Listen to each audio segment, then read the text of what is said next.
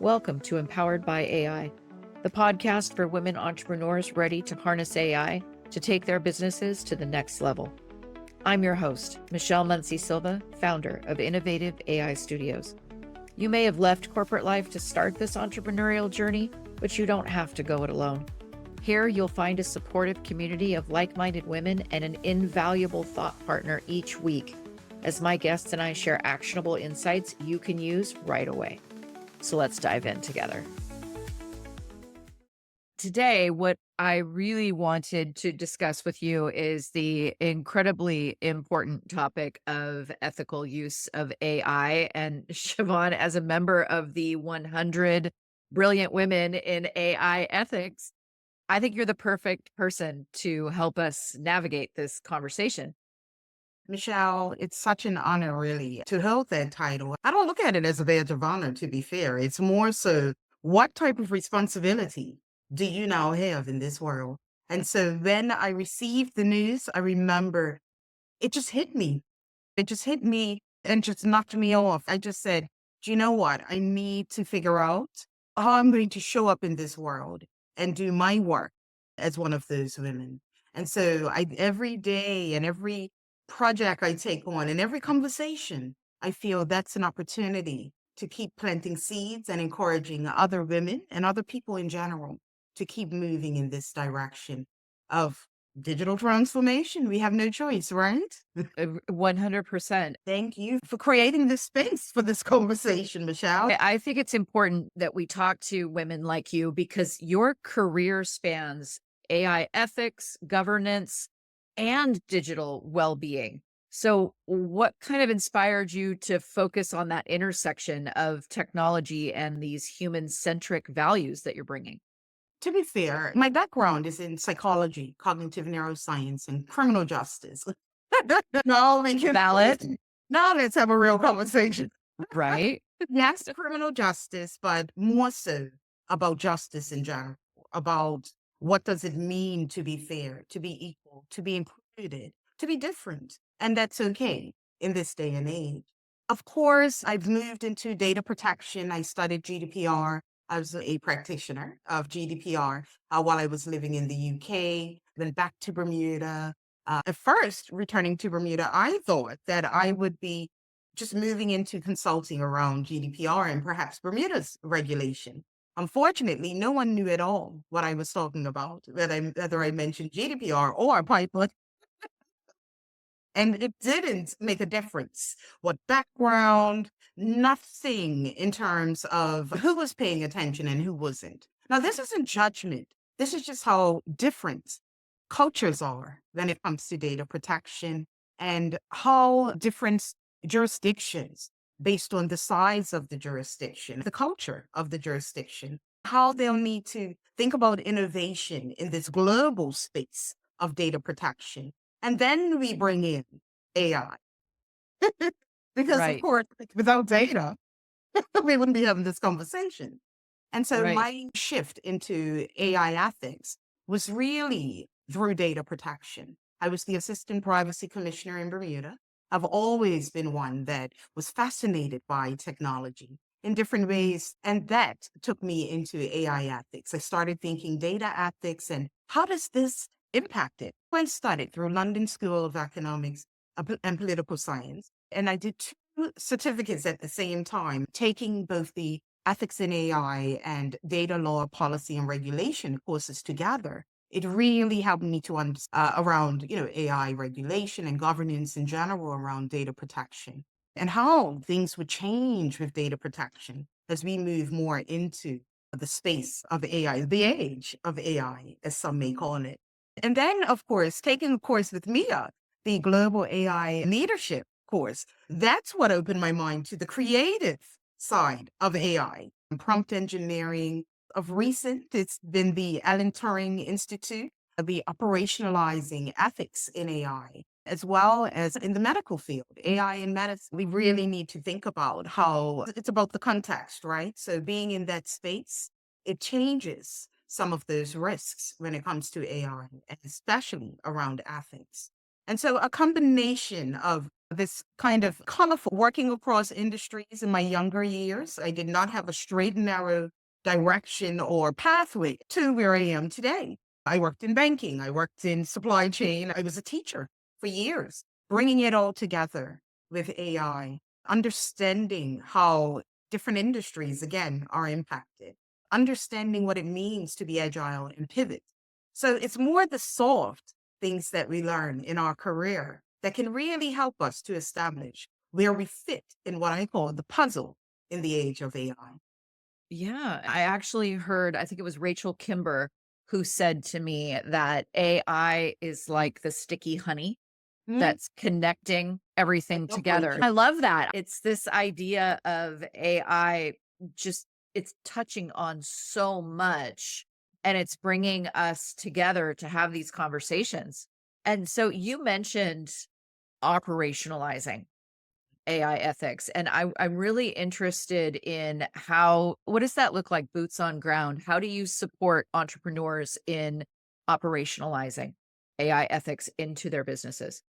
Yeah, and this is a big global question. I've done a number of panels and talks from Amsterdam to Kenya and opportunities in other jurisdictions, virtually some of them, but the presence and the opportunity to learn and gain those insights. When we talk about operationalizing, whether it's even data protection regulation, that was a big topic, right? GDPR, what does that look in practice?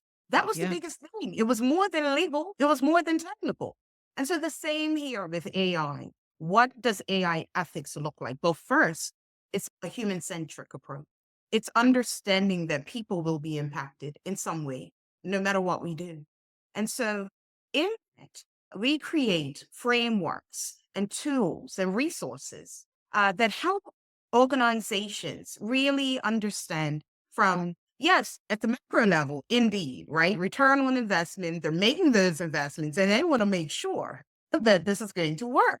But how Yeah. does that impact the people, the teams in your organization? You would have varying levels of confidence in this space. This is very personal because now we're talking about someone's bread and butter, someone's livelihood being impacted by being forced to use technology that maybe they're not comfortable with. It opens Pandora's box when it comes to ethics. At CKC Cares, we call it amplified leadership, and it's spelled weird, EAMP. And it's really E because empathy is first. People first. If one being, and I say this to my students at university, because most of them are from India, they're from Asia, or from Africa, many of those students. Some are from the UK as well. But one thing we all have in common, if you got a small bleed and that blood is going to be red, so empathy comes first. Then we need to talk about authenticity. We need to be real in terms of what we can handle, what we want to handle, what we can tolerate, what we cannot. And so, what it means in practice, it means unpacking some of those visions of what operations could look like that do not include human beings. So, we think about how we could work smarter, how we can make better decisions, but we cannot forget that human oversight. I like to say, and again, I'm using my students yet again at BPP University, but I say to them that one, you're going to be a leader. Who will you be when you are no longer who you are today? When your boss asks you a question, they are expecting that you as a human being would be able to answer. If we want to humanize it, if we want to make it more about operations, then it's about the people. And then it's about the product and everything else. How will the people, and I'm not saying that everyone be in the same jobs in another year, in another 5 years. It will look different. So it's two sides to the coin. Organizations need to be fair. I believe there's a duty of care to make sure that people are comfortable with this transition. It's more than just a whole organization thing. Now we need to think at at the individual employee level. Let's get our teams at least at a base level when it comes to their comfort using AI and the systems that are changing. How often does a manager or a director decide, oh, we're going to shift and we're going to do things this way, but they're not the ones who do it? So how Right. does that impact the person who's using it? The person who would like to be paid on Friday, but has had traumatic experiences online. And in their personal space, they don't share. They don't even have a LinkedIn account. But no, you're forcing them to do that. So we look at digital twin self, how we show up as different people, even online. If you have a Facebook, you've got a LinkedIn, you've got a WhatsApp, a social media as well. Do you show up the same way, Michelle? No, Mhm.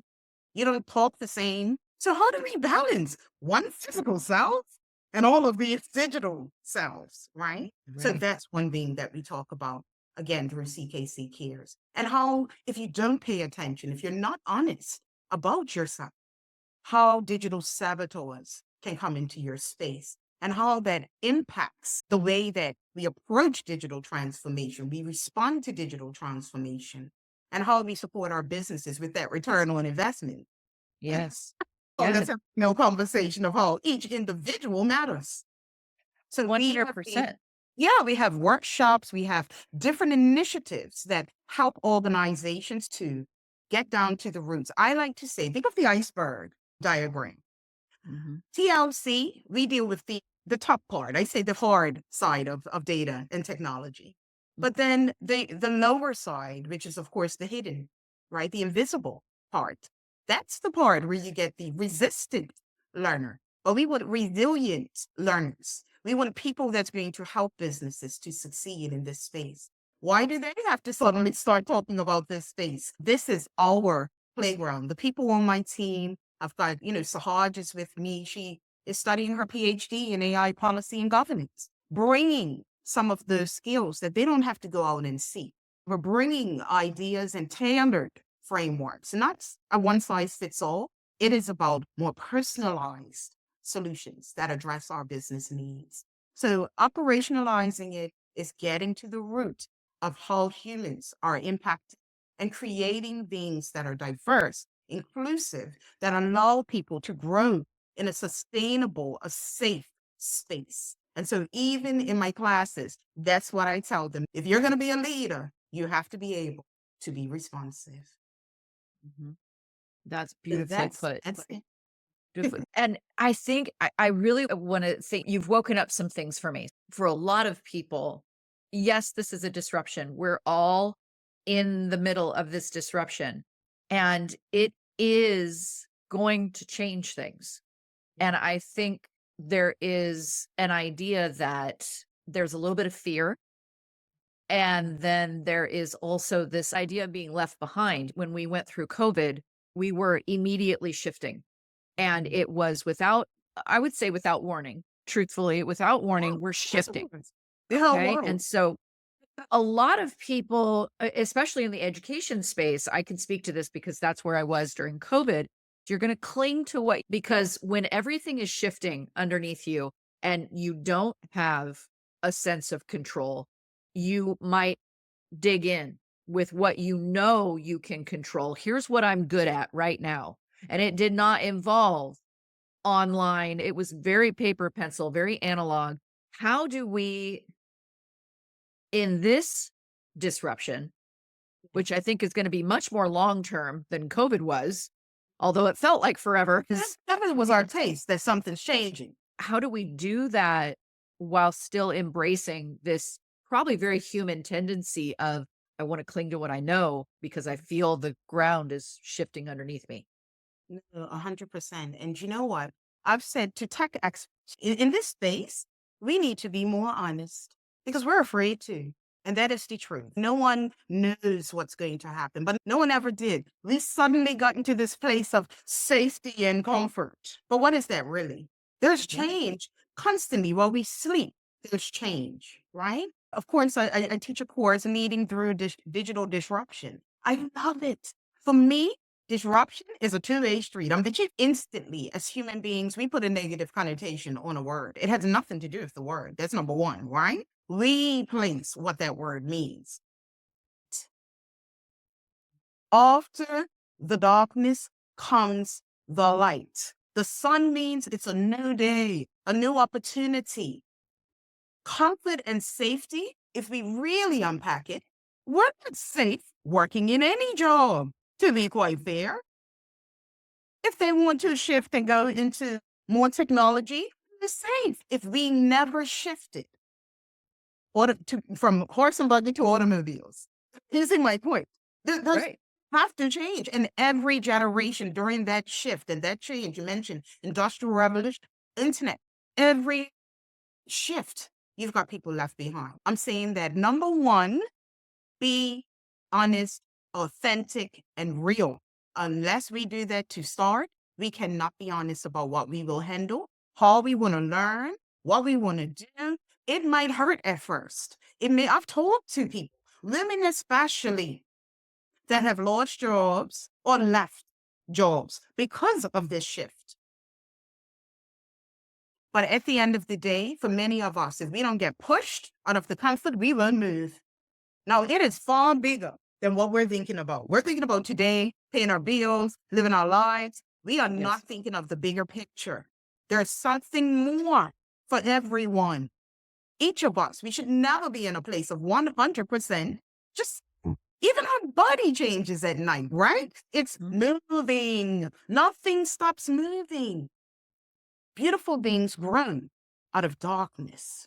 Sometimes it's a matter of sensing that there is a shift. Sometimes we get so comfortable that we just, I'll use another analogy. Don't live with your head in the sand or in the clouds.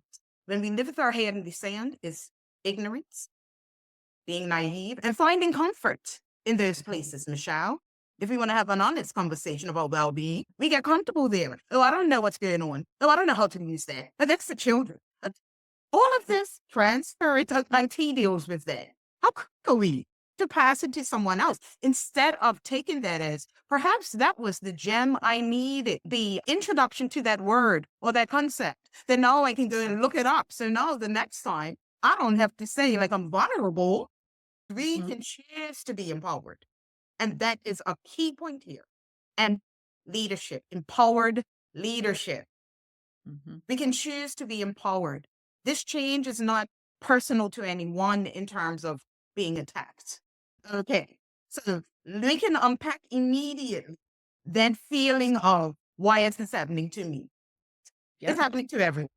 So the real question is, how do you fit in this change? And in that comes the honest conversation with self. How many people are in jobs that they don't want to do anything? They don't like it. I worked as student recruitment officer at Bermuda College, and the amount of people in Bermuda insurance and international business is a big area of finance in Bermuda and revenue. And so I had people made it very well in those careers coming in and saying, I always wanted to be a teacher, or I always wanted to do this. Look at it as opportunity, the end of the rainbow. Yeah, actually the beginning, right? Because if we're in the darkness and the storm, we're at the beginning of the rainbow. Which color do you want to ride on? You see how many choices we have? What do you want to do? That's number one. Number two, you're using the technology, but you're saying you're afraid. You're using it, but you're saying you don't want to compete with it. You're not competing with technology. We will never be able to function the same as AI. Like never. This brings us back to that conversation that businesses need to really pay attention to the digital transformation. It's not that they sat in the meeting, you tell them what's happening, and now they're fine. HR is changing. The way people work is changing. Digital polycrisis, many different things interconnected, impacting the way we function. So one, we have to be honest with ourselves. What do you want to do? What do you want your life to look like? Are you talking to the right people? Who are you talking to? You can waste your time talking to people who's not progressive. We need to really think about how we want to learn. Do we want to do a master's degree? Do we want to do a PhD? Do we just need a few webinars? How much of this do we need to know? You need to know how the bank is using AI and trying to make decisions about your data or how it's going to impact your monies. You don't need to know everything. You need bite-sized chunks of what's relevant to you, to your career, to your industry, to what you want to do. So it's for us first to be honest about what's going on. Is it really overwhelming, or it's just not what you really want to do right now? Is it that you feel stressed because you don't think And this is a personal thing. You don't think you're ready for this change. Now let's have a real conversation. If you're not ready, how do we get you ready? What do you want to do? I don't want to go to school. There are other ways. You see my point? We first have to be honest. Yeah. We have to be honest with who we are, what we're doing. And some industries, Michelle, some industries, I've always thought it fascinating how many people back in the day that would study to be an accountant. Everyone said, Yeah.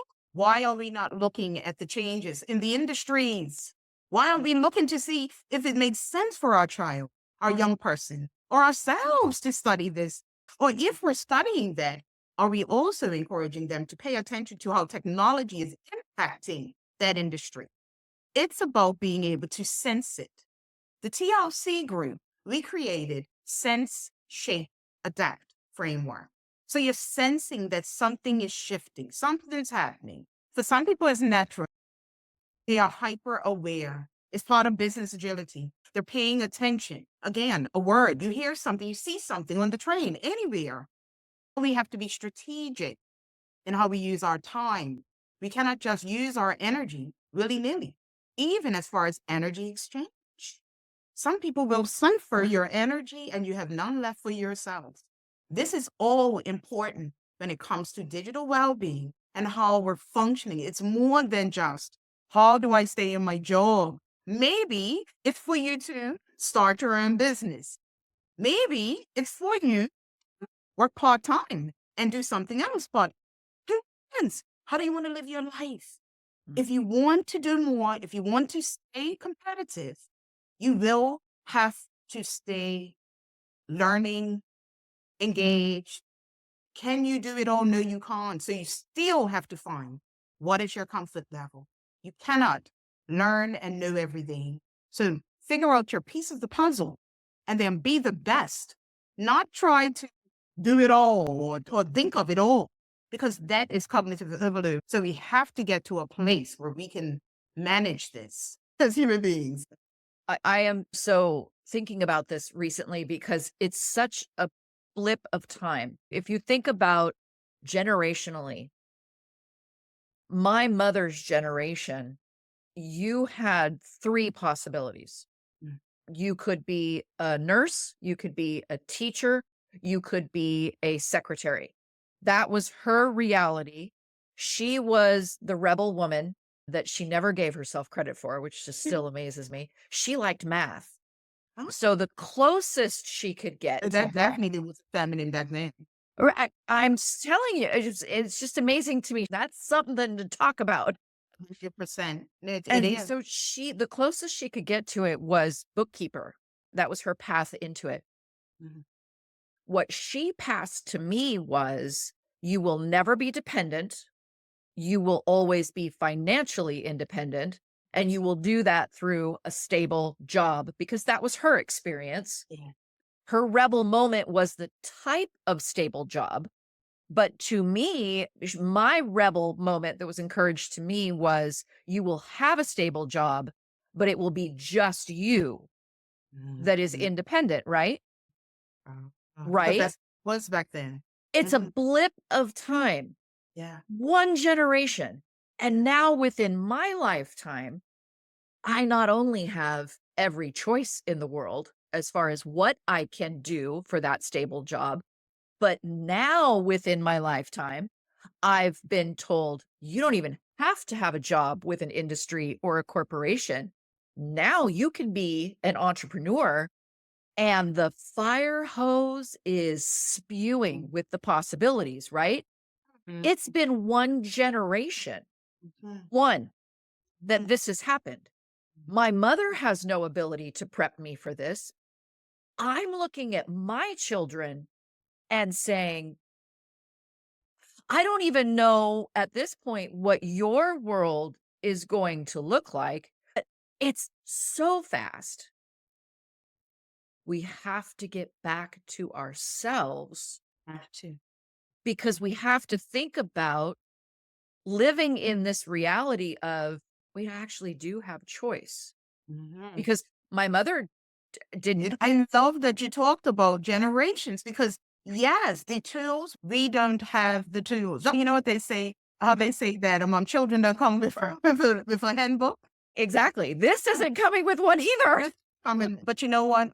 Your mother didn't think that the world would look like this. Yes, this is such a wide awakening to everyone. I was taught the same. I like to say it's the biggest lie that get a degree, do this, your life is going to be great. Look at a marketing spiel, right? But realistically, we're now to a place where our children may not go to university and they'll be just fine. I used to teach adult literacy at a Catholic church when I was studying my undergrad in Philadelphia. And I was amazed at how many older people had really been successful in their life. They were driving expensive cars, fur coats, all these things, could not read. They could not read. They were there learning basic reading and math. And so the reality is they absolutely have to go to university to be successful.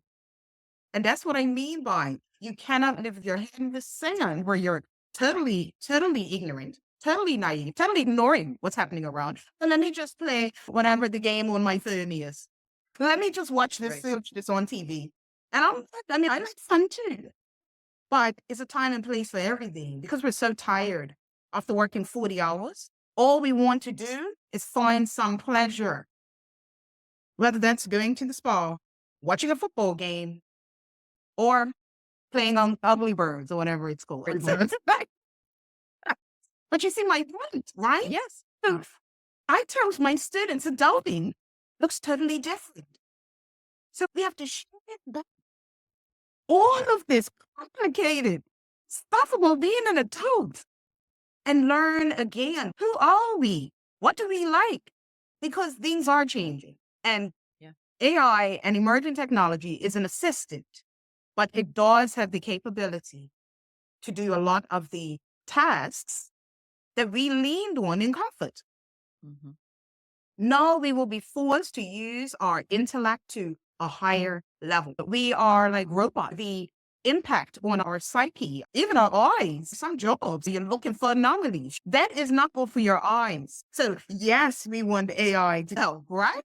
But now it means your work looks different. They don't need anybody to find the anomalies. Now they need someone to write the report afterwards. So they need to review the report or they need to check that the information is correct. So yes, they will need a few, but they don't need all the accounts. They don't need everybody to do it, no matter what industry it is. Right. And that's, I think, where part of the fear comes from, because if you're becoming aware of, as you walk around your industry, what are the mundane tasks or what are the tasks that could be handled by X tool, then you start to realize how much of my world is the mundane. But no, you know what, Michelle? Opportunity. That was the aha moment. Yep. We have to start with the aha moment, right? So that's the aha. That's where sense comes in. You sensed it. You see what you just did? You sense that something is shifting. Now comes the shape. Now, who am I? What do I like? In terms of my work, what do I want to do? Start thinking the same way you thought about the mundane. Think about these tasks that absolutely require your expertise. What makes you different? Remember I talked earlier about the superpowers that might exist that some people have. Do you have one?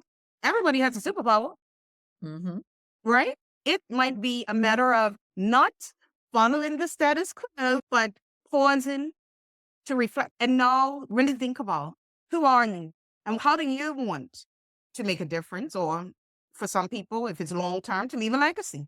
It's not judgment, it's you being honest. You see my point? So if that job is getting rid of the secretaries and they're now using technology, then look for another one and see if you can perhaps do a course or two or a webinar or two that gives you a certificate for you now to go and look for another job and say, I know this much information that I can work at this company. Now, whether that means shifting industries or just doing a little certificate in AI or a little certificate that gives you basic knowledge. You're not a pro. You're not meant to be the professional in the room in that conversation. But now we've come to a point where you have to have some knowledge. There's evidence, data that proves that organizations would rather hire someone who has some experience with AI over someone who has years of experience in the industry. Mhm. The shift is here. Things are changing and they're not willing to move forward. Now, not willing is another conversation, right? I'm not willing to do this transition with this digital transformation. Are you at an age or in a position where you don't have to? Some people are close to retirement, or they're in a position where they don't have to work, or they can join their family business. If this business is going in that direction, you're still listening and you're still sensing, but you're also shaping. I know that at some point I will have to pivot because this organization is talking about this that I'm not willing to do. So I will need to think about what my next steps are going to look like. Planning, that is a big part of the shaping. What does it look like? What are you willing to do? Are you willing to study? Are you willing to move to another industry, another country? Some countries are not as developed as others. But then we also, again, have to be honest so that we can shape, because the next step is adapting whatever you shape it to be. Because you've had an honest chat, you're now adapting to what it looks like going forward. That might be mock interviews with HR people. Maybe you're not moving yet, but you just do the interview. I've done it. I'll be honest. I know I don't want the job, but I'll do the interview. Because you're gonna keep yourself aware of what the questions are, right? So when it comes to negotiations, Prepped and ready. so it's Yeah. about empowering ourselves. And how do you recommend an entrepreneur balance this need for innovation with responsibility? Diversity is said so often, but it's so true. The more diversity you have in making decisions helps you to make the right one. You've got enough research, you've got enough insights to make the right choice.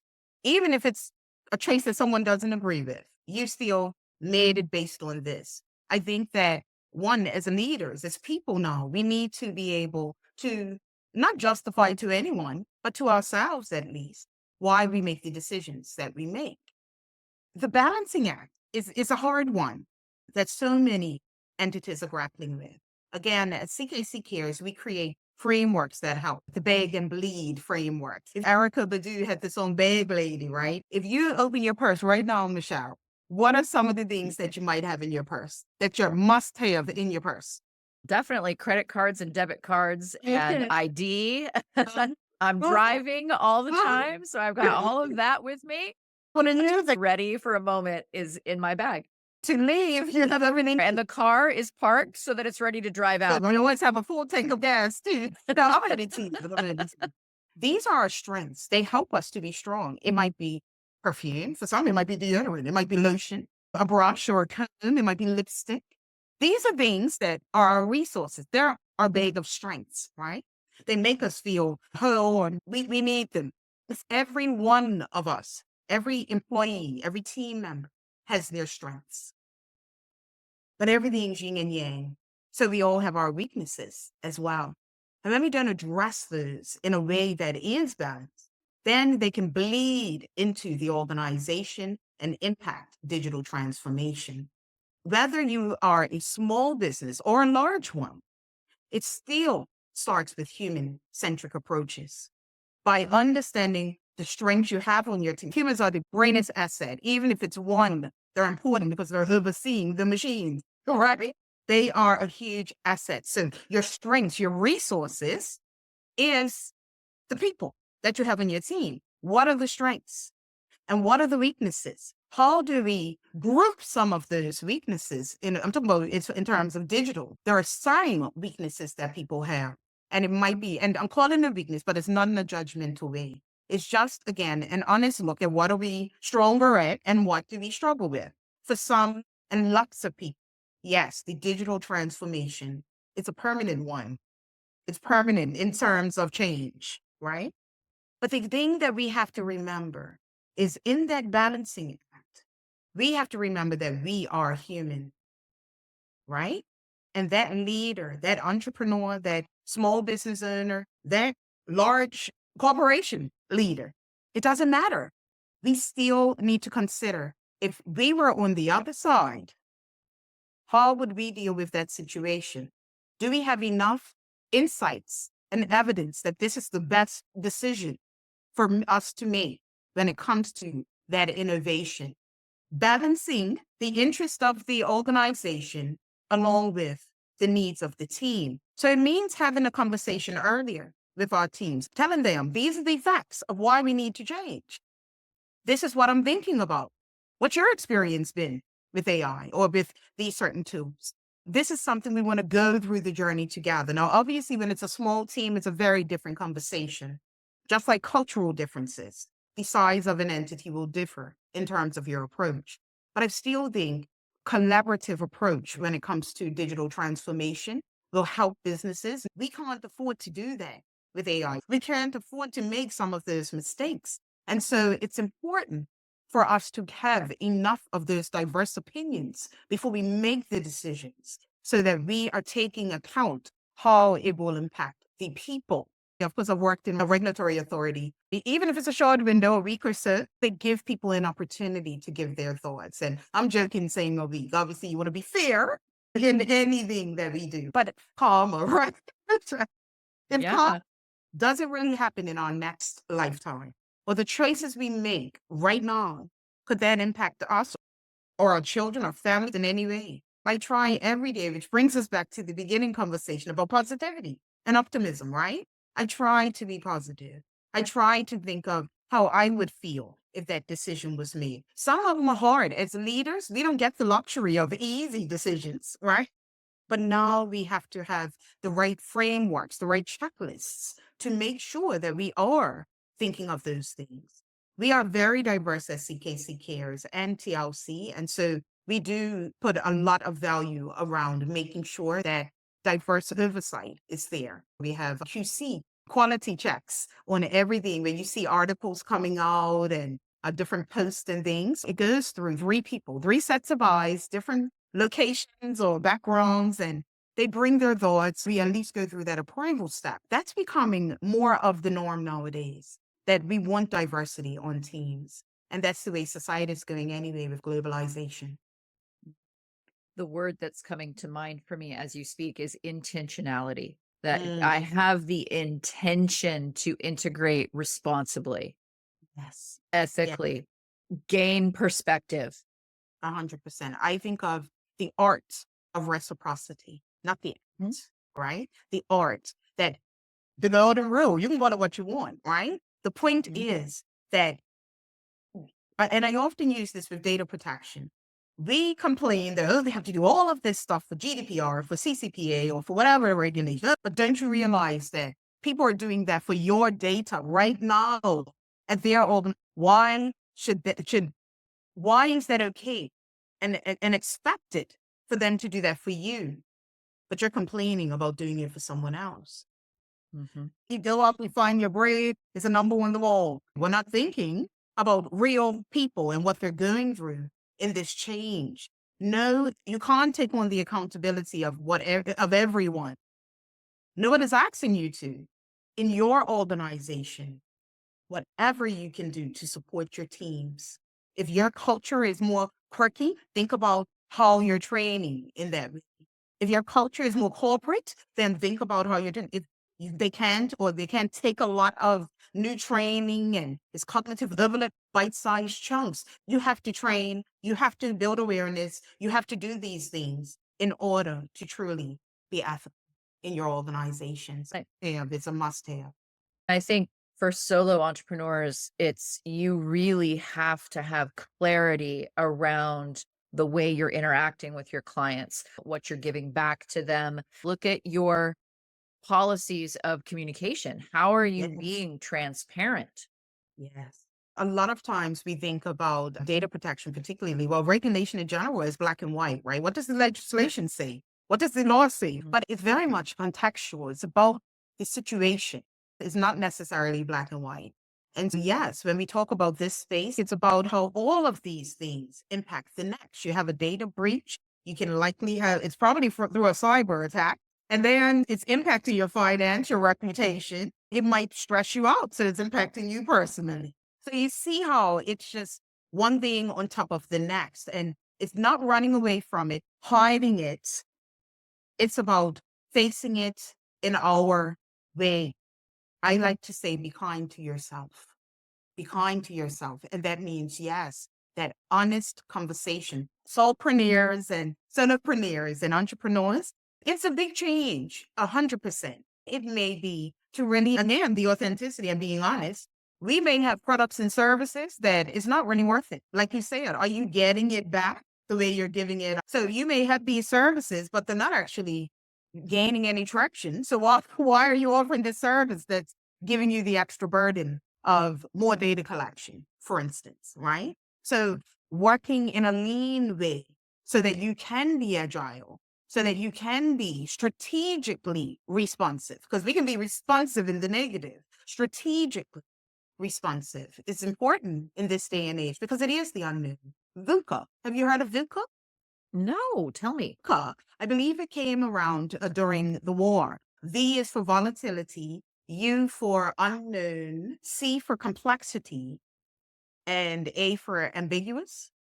Oh, interesting. VUCA. And so it's actually something that I've had to teach in university as well, because it's a way of looking at where we are. And we can start with COVID. It was our introduction to where we are now. That hit us horribly. The whole world, no one had a good experience during COVID. It showed us that what we think is the norm or what we think we have control of, we have no control of this. At any point, you could be shelter in place. You have to work from home. Businesses have to figure out how it's going to go. They might lose clients. They might lose products. Things might be delayed. Some businesses survived. Some businesses didn't. They will have to pivot to be sunrise industries. You're rising with opportunity, not setting with it. So newspaper, press that pivoted and they had digital engagements. They survived it. Those who didn't want to pivot. I have a family member that she refused to use a computer. Brilliant person, but refused to use a computer. She never worked again because people use computers, right? So we make choices and we have to live those choices. If you choose not to retool, upgrade yourself, pivot, and you're waiting for that day, remember, we can bring negative energy to us if we keep pushing it out into the universe. Instead of looking at it that way, peel back, be honest about who you are and what you want to do, how this will impact you, and really start working on a personal plan if it's impacting that much. Because again, the concerns for me has to do with well-being and wellness in this space. When will we see the results of this? Like one day people will wake up and do at different times because everybody's different and feel confused or feel overwhelmed. Yes, because there's so much information. One small tip, on our phones, you get so much news. Remember, a small thing, we can actually go and use filters. So you're only getting the news about your industry, your business, maybe AI, if you're really paying attention to digital transformation and changes and all of those types of things. And AI is just one. There are emerging, there are other technologies. We've got a book, CKC Cares has a really fun book that I just wanted to mention called Brunch, Bubbles, and Butts. It's a cookbook and it's brunch items, right?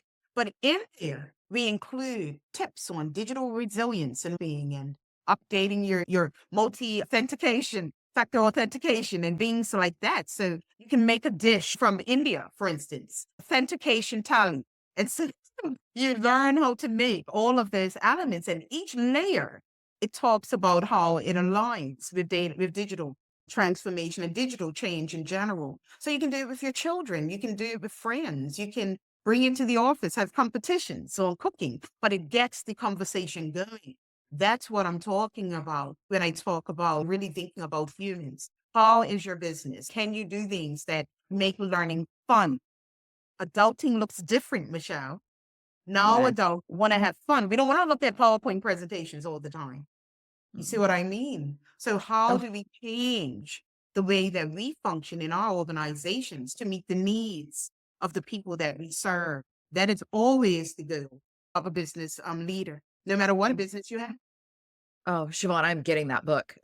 That sounds amazing. We've got a calendar as well. One of them, Alicia, is our graphic designer. She studied patterns in university. She did all of the imagery and everything in the book. One of them, I think, is Bagels and Lux. And it has this robot that has a tray on her head with a bagel. And there's salmon, right? It's so funny. Oh my gosh, that's funny. It sparks conversations. You can have brunch with friends. And now instead of gossip, it might be something that's helping them. Because remember, you just said people are nervous. So how do we change that? How can listeners stay connected with you and really connect themselves to this message of ethical and inclusion in the world of AI?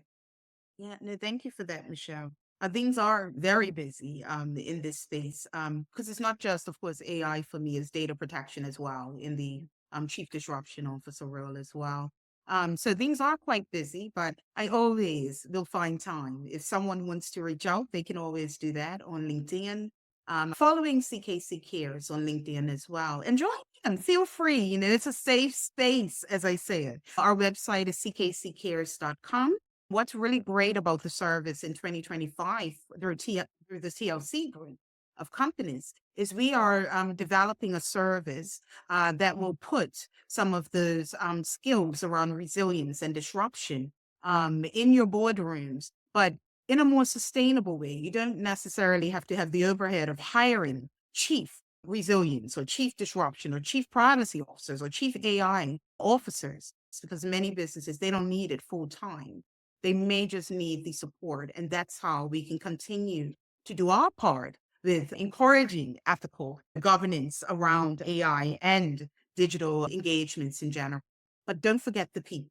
Quirky types of fun ways of approaching how people are dealing. And we have to think outside the box. My suggestion is be prepared to step outside of the box. And that's the type of experience that we do at CKC Cares and TLC.